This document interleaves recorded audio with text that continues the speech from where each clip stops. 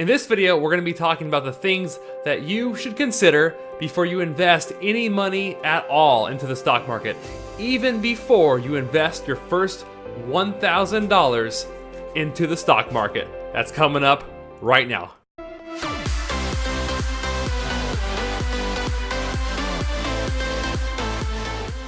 What is up, my YouTube family? My name is Mike. This is my sidekick Chipper. Ready to serve. Welcome back to Money in Life TV. If you are new to our channel, highly consider subscribing because every single Sunday on this channel, we make new videos that are going to help you with your finances, your investments, taxes, and videos that are going to help you not only with your career, but just with your everyday life as well. How have you guys been? I hope your week is going well. I'm filming this, it's early December of 2017. I'm trying to get the whole Christmas shopping thing done. Have you guys even started shopping for other people? Oh, it's busy, but I love this time of the year. It's so much fun, and I just love getting some downtime in here in a few weeks and being able to spend time with friends and family. That's my favorite part of Christmas. But you guys are here to learn about investing, so that's what we're going to talk about today. Now, if you have not already seen my video on how to invest your first $1,000 in stocks, make sure to check it out. I'm going to link that up right here, and I'm also going to link it down in the description section down below, so make sure to check it out. This video is really a follow-up video or a continuation video of the video I just mentioned. It's going to cover some of the main things, or what I believe to be the main things people need to think about and consider before ever investing. Now, it's not all comprehensive, but I think you're going to agree with some of the things I'm about to say. And as you're watching this, be thinking about other things that might make an impact. And make sure to leave that in the comment section down below, because if there's something I miss, please be sure to share it with some of our other viewers, what other things people should be thinking about. The video I'm about to show you I actually filmed a few weeks ago, and it's going to cover some of the main points. But after I went back and watched it, I wanted to add a few more, which is why I'm kind of breaking it up like this. So I'm about to show you the footage right now, so sit back and enjoy. And then once that's done, you're gonna see me back here again wearing this shirt, just like magic, just like magic. So sit back and enjoy some of the main reasons I think people should consider before investing. Here's that footage right now. Okay, so let me talk about some of the important considerations I mentioned at the beginning of this video that you really should consider before investing anything at all into the stock market. So the first one is learning. Have you learned? Have you done any research at all before investing this money? Depending on how interested you are in investing, people do different levels of research. Some people just do a ton of research. Other people don't do any research at all. And some people do just a tiny bit of research before making an investment. If you haven't done any research at this point and read any books, I would at least hold off from investing that first $1,000 and go check out a couple books on investing. And you don't even have to buy them. You can go to your local library and check them out for free. And I will link up in the description below some of the books I recommend, so you guys can check them out for yourself. And I'll also be doing a video review on some books in the future that I would recommend, or at least that I felt have really helped me in investing. So like I said, at least invest some money in yourself and your own learning, your knowledge of the stock market investing before you invest your $1,000.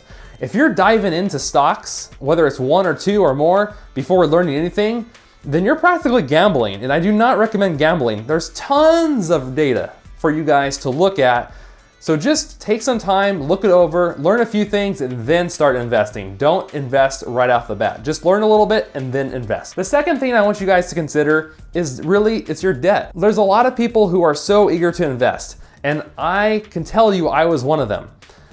I had student loans before, I had car payments, etc. And so I was trying to invest during that period, and it was a very bad decision. And the reason that was a bad decision for me is because in the back of my mind, I was, in a sense, worried about losing money, right? So I haven't earned this money, I've worked really hard for it, and I was worried about losing it. I was extra worried about losing it because I knew I had student loans, I had a car payment, and I had credit card payments to make. I had all these other things on the back of my mind. And I don't know if you guys have started investing yet, but investing can be really emotional. I know it's hard to believe it, but it's like an emotional roller coaster at times. And so it's taken me a while to get over that. And I'm good now, but initially for the first year or two, I wasn't. I was very emotional when I put my money in the market and watch it go up or down. It doesn't feel good when it goes down. It just doesn't. And if you have, So what I'm saying is if you have a lot of debt, whether it be student loan debt, credit card debt, car payments, whatever it may be. Now, if you have a mortgage, I don't really care if you have a mortgage. If you have a mortgage, great, still invest. But if you have things like your student loan debt, credit card payments, and things like that, at least pay those off first. I really recommend that, because if you have no student loans, no car payment, and no credit card payments, and no other tiny little debts, like I said, I'm not talking about a mortgage. I have a mortgage and I still invest. But the other stuff, that if you get rid of the other stuff, you're gonna have so much more confidence and so much more comfort when you go to invest. And it truly made me a better investor and I had a different feeling when I went to invest once all my debts were gone. Because then at that point, I had a solid foundation beneath my feet. So when I put that money in to the stock market, when I invested that $1,000, it didn't matter if I lost it, because one, I wasn't gonna lose my car, I wasn't gonna default my student loans, and I wasn't gonna have to worry about not being able to pay my credit cards, my house payment, etc. That was all taken care of. So you're gonna behave better. Emotionally, you're gonna be stronger if you have your ducks in a row, if you're building a solid foundation under your feet before you consistently start to invest. So really consider that. You might say, Mike, what if I have a company that I'm working at where they're gonna match my 401k contribution? Well, if you feel comfortable doing that, even though you have some of these other debts, well, go for it. That's, like I said, it's your money, guys. It's not mine, it's yours. But I just want you to have some perspective of why I do what I do and what you might think about. Consider a little bit more before making some big decisions. But if you want to invest to get your match at work, then go for it. I'm not gonna ding you for wanting to do that.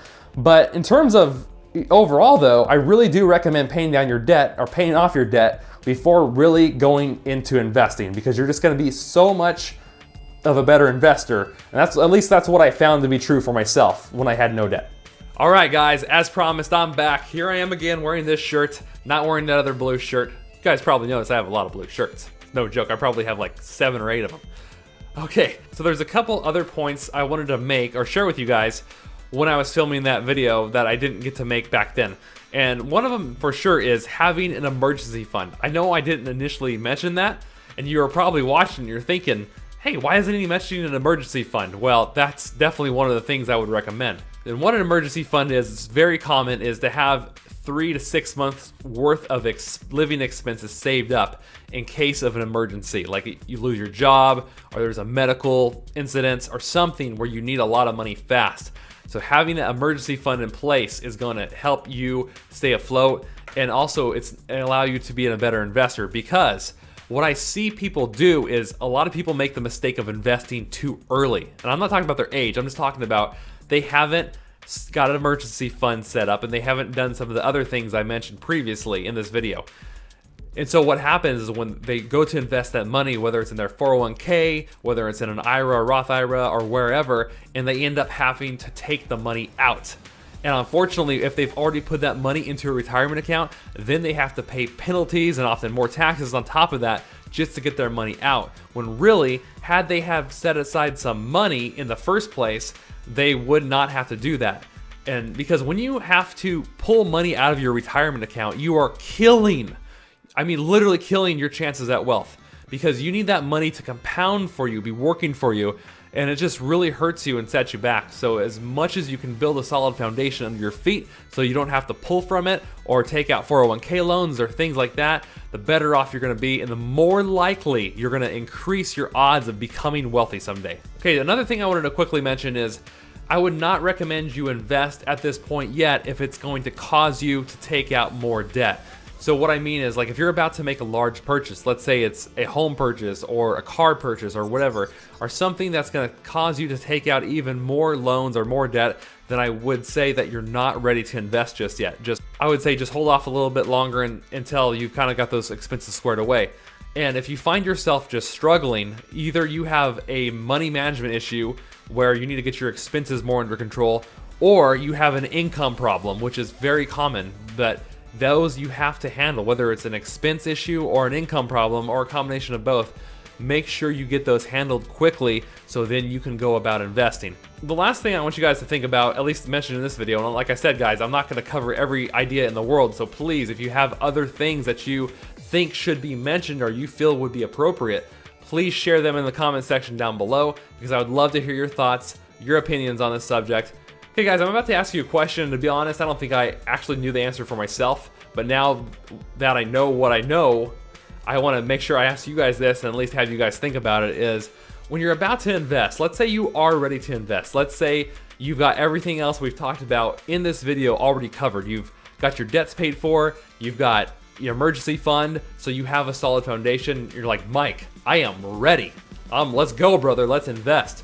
Like, okay, so what I want you to think about now is that money you're about to start investing, are you going to need it in 5 years from now or less? If you're going to need money in less than 5 years, this money you are about to invest, I would probably just put that money in a brokerage account. You can still invest in a brokerage account, but at least if it's in a brokerage account, you can then get it out without any issues, for any reason you want, you can pull the money out. So whether you're putting some money aside in a brokerage account to help you save up quicker by investing the money to save up for a home or something like that, a very, very large purchase, and you want to just have a better return on your investment than a savings account, because obviously if you got your money in the bank, you're obviously losing money because inflation's eating up your wealth. But with that, I would recommend a brokerage account. Now, if you're saying, Mike, I'm ready to invest for the long haul, that you're like, I want to put this money in the market, I want to invest it for over 5 years, until the day I'm retired, and have this money grow and grow and grow for the next 10, 15, 20, 30 years. Then for you, I would probably, instead of opening a brokerage account, I would say at that point, if you're, depending on how old you are, and if the younger the better, honestly, the younger you start the better, is open a Roth IRA. If you can open a Roth IRA and have that money growing tax-free, I would totally do it. In fact, because right now you can only put $5,500 a year into a Roth IRA, and so the sooner you can start it, the better. But what's great as that money grows over time, you can get that money out tax-free someday. So if you have dividends in that account, for example, that's going to be tax-free income for you someday. And I'm going to be making videos on Roth IRAs and all the rules about them very soon, especially as this coming tax season approaches. I want to do more videos on education credits and deductions, and also how Roth IRAs work, because the Roth IRA is one of the best investments you have. And if you're ready to invest for the long term, I would start there and then go into your 401k, etc. from there. So just think about that though, guys. The question I just asked you, do you need the money in 5 years or less? Brokerage account. If you're ready to invest, you don't need this money for years and years and years down the road, I would say Roth IRA, or put that money into your 401k. All right, guys, I really hope you found this information helpful. Hopefully gave you some perspective. You got some things to think about.